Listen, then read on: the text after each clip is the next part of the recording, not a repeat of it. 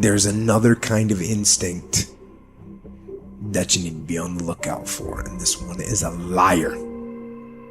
This one is a saboteur. This one is a backbiter. This is the instinct that says, you've had enough. You've given it your best shot. You can stand down. You can back off. You can rest now. Which sets up this problem for all of us. You're never gonna feel like it. It's your job to make yourself do the crap you don't wanna do so you can be everything that you're supposed to be. And you're so damn busy waiting to feel like it. And you're never going to. And that's the problem. There are those of you, you're still immature. When your excitement is up, your effort is up. But when your excitement goes down, your effort goes down. For some of you, you're too seasonal. When you're excited, man, you coming to work the first week, the first month, the first 3 months when you got that job, you were excited, and so you was putting forth effort. You on blame. Not you got comfortable. And you're not excited no more. And guess what happened? Your effort has gone down. So do me a favor, get off of that feeling stuff. Get off your excitement. We're not dealing with feelings because feelings go up and down. You don't have to be excited. You made a commitment to that job. Did nobody force you to take that job? You signed your name on the dotted line. And commitment said, I don't care how I feel. I don't care if I'm excited. I don't care if I'm pumped up. I don't care if I'm fired up. You made a commitment. Now it's time to put up. Lazy people do a little work and think they should be winning, but winners work as hard as possible and still worry if they're being lazy. So if you're a winner, you ain't comfortable. Every day I get up and give everything I got to everything I'm a part of simply because this is who I am. Like the only thing I need every day of my life is 86,400 seconds. That's it. Like I don't need some reward. Like the only thing I need is breath in my body and I'm flat out going, get it. A person with passion always stands out. The world is so full of average that once you have passion and a sense of energy in your life, it distinguishes you. When you're passionate about something, it isn't reasonable, but you do it anyway. Passion will take you where nothing else will ever take you. It'll give you that decided edge. It'll help you to stand out. When you want to become a diamond, your whole attitude change, your whole mindset, your thinking, your relationships, the decisions that you make, how you spend your time, your energy, all of it changes. See, this is something that you can't be in this business. This business has to be in you. You take advantage of this opportunity. You let everything else go. You eat different. You study different. You practice different. You don't belong at the bottom, and it's time for you to get your butt from down there. It's time for you to stop being comfortable at the bottom. Get your butt up and get to where you're supposed to be. You are a royal priesthood. Get where you belong. Do what you're supposed to do. Live like you're supposed to live.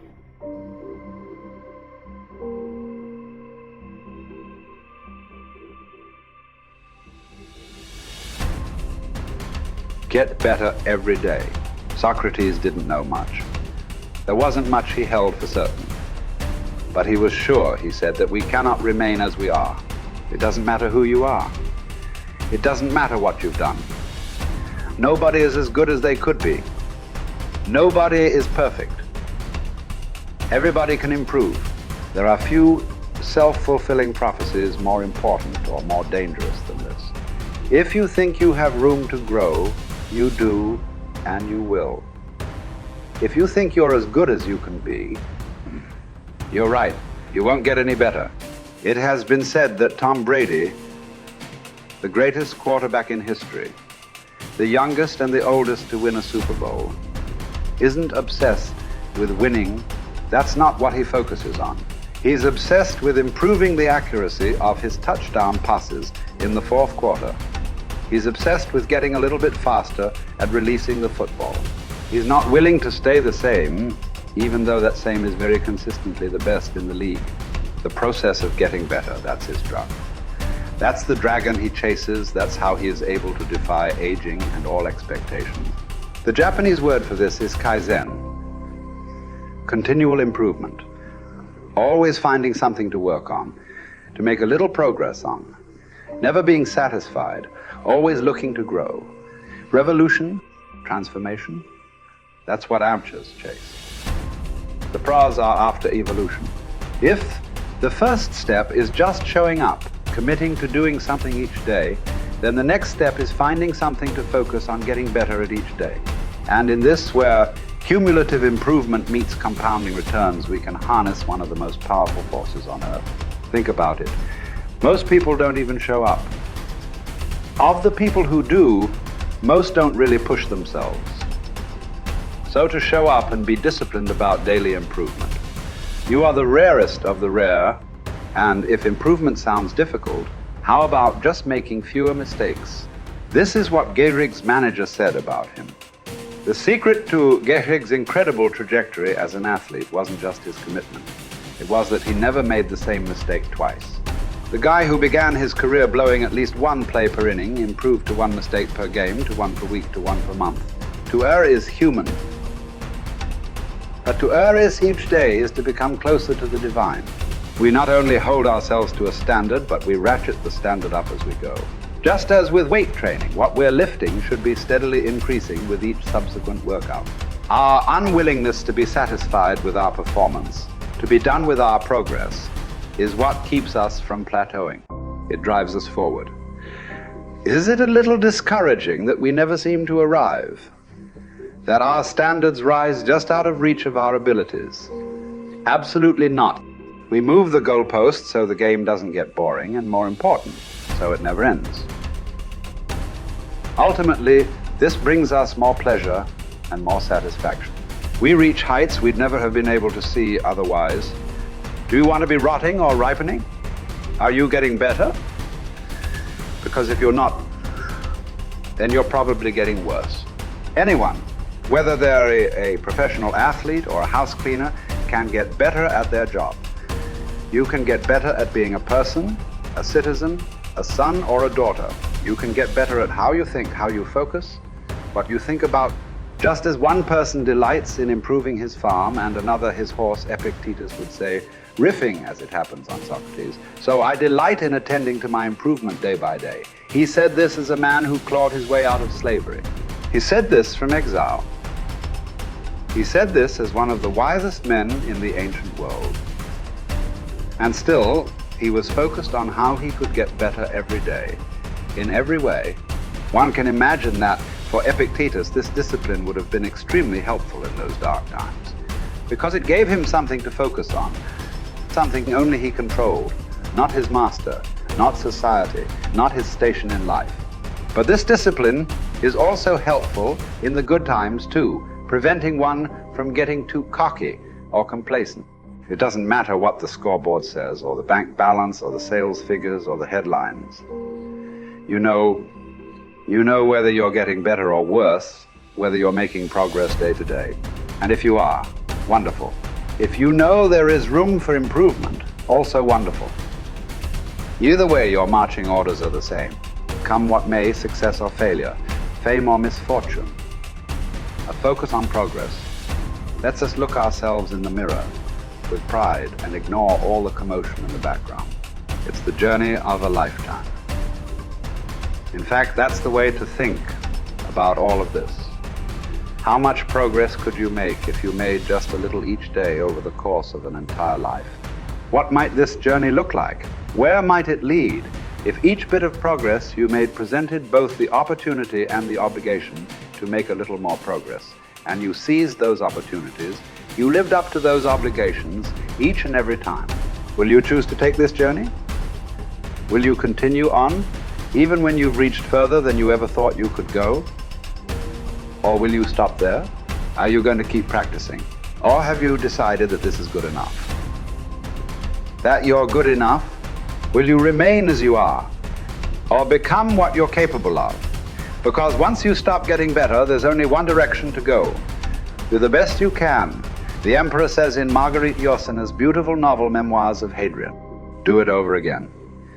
Then still improve, even if ever so slightly, those retouches. It's a beautiful irony. You're never content with your progress, and yet you're always content. Because you're making progress. What does it mean to live an infinite life? Clearly, our lives are finite. We're born, we die, we come, we go. But life is infinite. The game of life will continue with us or without us. Which means every single one of us has a choice. We don't get to choose the nature of the game. Life is infinite. We don't even get to choose if we want to play in the game or not. Once you're born, you're in it. We get one choice. Do you want to play with a finite mindset, or do you want to play with an infinite mindset? To play with a finite mindset means waking up every day and say, I'm going to be the best, I'm going to be better than everybody else. I'm going to accumulate more power, more responsibility, more money, whatever it is, whatever your metric is, I'm going to get more than anybody else. Me. And when you die, you take none of it with you. Or we can choose to live our lives with an infinite mindset, which means I'm going to leave this world, this school, in better shape than I found it. It means I'm going to devote my life to see that those around me rise. And we know that we're living with an infinite mindset because our obsession is seeing that we have an impact on the lives of the people around us. We've all had teachers, and some of you are those teachers, where 20 or 30 years from now, I can go to one of your students and say, you're a remarkable human being, you've accomplished so much in your life. How did you become the person you are today? And they will tell me your name. We all remember the teacher who believed in us. We all remember the teacher who had our backs. We all remember the teacher who saw something in us that nobody else saw. We've forgotten all the others, but we remember those couple. And that's what it means to live with an infinite mindset. It means we divert ourselves to that mindset for everyone in our lives. That other teachers will say that about us. Other principals will say that about us. Other students will say that about us. Our friends will say that about us. I am who I am today because of you, and I will commit to live the same life that you taught me how to live. And you will literally live on beyond your own lifestyle, your own lifetime. That when you're gone, others will carry your work for you. This is what it means to live an infinite life, and it is just a choice. Nobody changes until they change their energy. When you change your energy, you change your life. It's the way it is. When you stop using your enemy to reaffirm your addiction to hatred, when you stop using your best friend to reaffirm your addiction to suffering, when you stop using your Facebook to reaffirm your addiction to insecurity, when you stop that whole process and you start going inward and you're no longer relying on those outer things to create those emotions, and you start creating those inner emotional states, you start changing your energy. Now, whatever is no longer a vibrational match between you and that past, present reality is going to fall away. Right. They're just going to spiral out. You're no longer putting your attention on them. In other words, the stronger the emotion you feel with some problem in your life, the more you give it your attention. Where you place your attention is where you place your energy. You're giving your power away, your life force. Lower the volumes of that emotion, you take your attention off that person, you're calling energy back to you. And you're building your own electromagnetic field. We've seen the evidence of that in many events, because when people start overcoming themselves, the first day, not always, but the energy of the room will drop. Why? Because they're drawing from the field to build their own field. Now when they build their own field the next day and the fields start interfering with the people next to them, whoop, the energy in the room just keeps going up. So now there's no longer a vibrational match between you and your coworker. Be prepared, because that old known thing is going to fall away because you're no longer emotionally and energetically connected to it. So then when you get in that state, it's not a time to try to put it back together, because at the same time these things are unraveling and they're moving towards chaos, and chaos is just unpredictable order. It's novelty, the newness of an experience that you can't predict is chaos. If you apply the formula, and all potentials in the quantum field exist as electromagnetic potentials. They are possibilities. When they begin to synchronize coherently, your brain and heart, you got a strong Wi-Fi signal, because now you're putting out a very laser coherent signal. When there's a synchronization between your energy and that potential that exists in the future, but it really exists in the present moment, because that's where they exist in the quantum. Now